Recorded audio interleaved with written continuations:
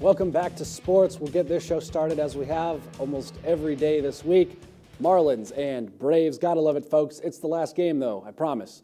Atlanta's fourth day hosting Miami, and the scoring would get going early once again, this time in the second inning as Chris Johnson cranks one over the fence. That's a two-run shot. Game would be tied up in the seventh inning, and Aaron Harang gets his fifth and last strikeout of his outing. Craig Kimbrell, though, having a tough time as he throws one in the dirt, and that man who just got to first represents the winning run for the Marlins. And since nobody wanted extra innings, you best believe the Marlins went out and got the win in the last inning, thanks to this single that would bring in Marcell Ozuna to make it 3-2. Final answer, Regis. All of the NFL teams are finally in training camp, and of course, I have the video for you. We'll get started in the north and make our way down the state as the Jags will kick us off. Blake Bortles making his entrance, but fans still aren't sure if he will be the starting quarterback from day one. Chad Henne is believed to be the starter until Bortles proves himself ready to take over and lead the team. Bortles isn't making any assumptions either and just wants to come into camp and work hard for his spot. OTAs and you go through summer and stuff, and then now it's like, kind of camp start, this is the real deal. But I mean, we're trying to take it one day at a time, playing a bunch of one-day contracts and continuing to raise the bar and get better.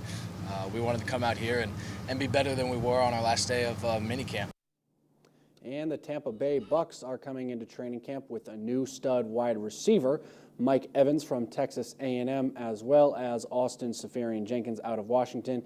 He's going to be a big target as a tight end for whoever gets the start at quarterback, whether it be Josh McCown or Mike Glennon. The Bucks also got some offensive line help in the draft when they went out and got Kadeem Edwards from Tennessee State. However, new head coach Lovie Smith, in his second stint in Tampa, mind you, says he has high expectations for the team this year. But for us, you have to come in with high expectation. And as I talk about, what our ultimate goal is, winning the Super Bowl, it's all a process. But for our players, we have to set that ceiling high right away. And of course, last but not least, the Miami Dolphins. They have their quarterback established in Ryan Tannehill. Their main focus will be getting out of a tough AFC East division that features a revamped Bills team, the always tough-to-beat Patriots, and the Rex Ryan-led Jets of New York. They're certainly looking forward to their first game of the season against their hated rivals from New England. However, Tannehill says the team's biggest concern is playing into January.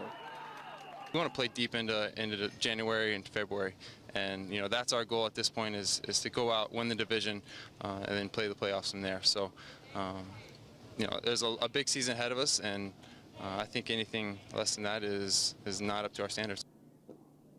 All three of those teams will be rebounding from somewhat tough seasons in 2013 and hope to be serious competitors come September. And the Los Angeles Lakers have finally offered their head coaching spot to Byron Scott, a former Laker himself.